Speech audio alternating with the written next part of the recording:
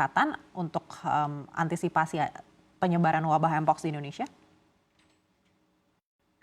Ya, untuk Mpox kita sudah punya keputusan Menteri Kesehatan nomor HK.01.07 1977 tahun 2023 tentang Mpox sebagai penyakit emerging yang berpotensi wabah dan upaya penanggulangannya.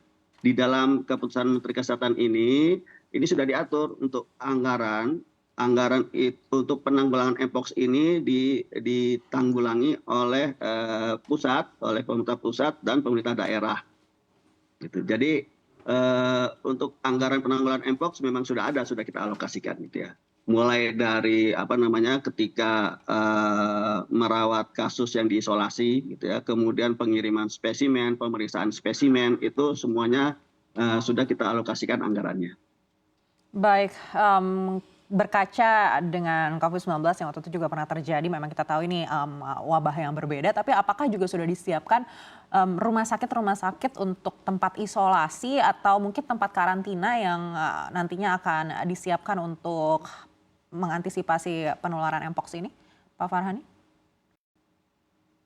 Ya, ada sedikit berbeda ya dengan pengisolasian kasus-kasus COVID-19 yang lalu. Untuk Mpox ini ada dua tipe isolasi yang bisa kita lakukan, tergantung dari derajat penyakitnya, gejala yang timbul. Kalau gejalanya itu ringan yang timbul, maka si pasien bisa isolasi mandiri di rumahnya dengan pengawasan dari puskesmas tempat. Kemudian yang gejalanya berat itu yang kita isolasi di rumah sakit. Gitu. Baik, kita beralih lagi ke Prof. Chandra. Prof. Chandra, kita mendengar di negara-negara di Afrika ini sudah cukup banyak kasus meninggal karena wabah ini. Tapi Anda sendiri menilai seperti apa potensi wabah Mpox ini menyebabkan hilangnya nyawa seseorang?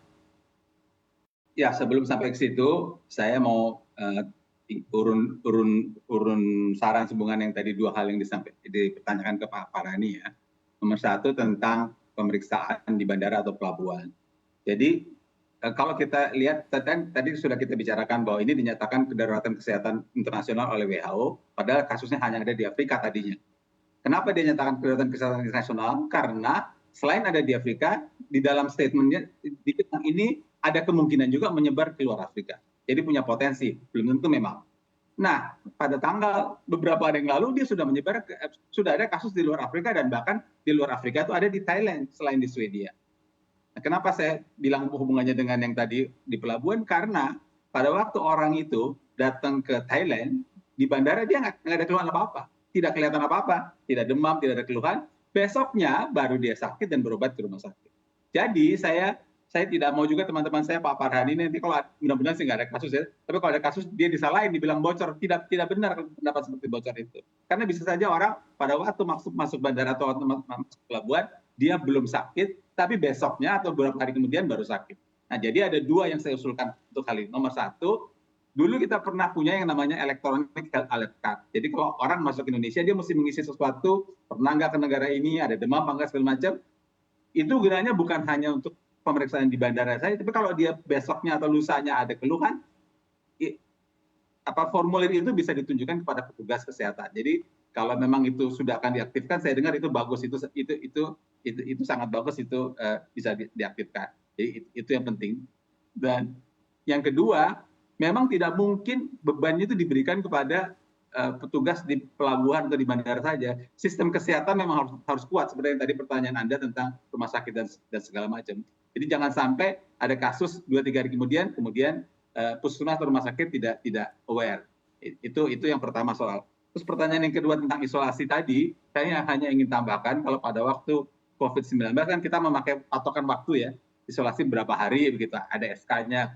Nah, kalau yang Mpox ini isolasinya masalahnya bukan hari, isolasinya harusnya idealnya sampai timbul kulit baru. Jadi kulitnya itu bisul merah lepas, kemudian ada krope kayak keras begitu hilang, kemudian ada timbul kulit baru, sudah timbul kulit baru barulah selesai isolasinya, orangnya bisa berhubungan dengan orang lain. Itu soal isolasi.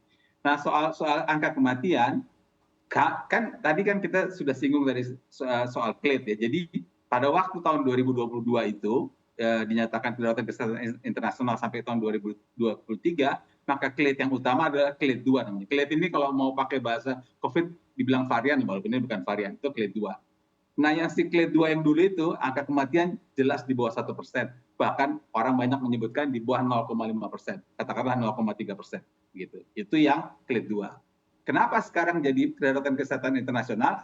Selain karena dia kasusnya banyak, selain karena kemungkinan menyebar keluar Afrika, juga clade-nya berbeda. Yang ini clade 1, tadi kan sudah dibahas clade 1. Nah, clade 1 ini angka kematiannya memang lebih tinggi daripada clade 2, walaupun nggak tinggi-tinggi banget begitu ya. Ada yang bilang 1%, ada yang 2%, terakhir ada yang bilang 3%. Jadi kalau kita pakai data yang paling ada 3%, itu artinya angka kematian 3%. Kenapa angka kematiannya 3%? Kurang lebih COVID juga angka kematian di bawah 2%. Tapi kalau COVID kasusnya banyak banget, sehingga angka kematian yang case fatality rate yang relatif kecil, jumlah yang meninggal besar. Tapi ini kalimat yang ada di bawah itu seperti pandemi COVID, barangkali sekarang kita perlu waspada, kita perlu siap jelas.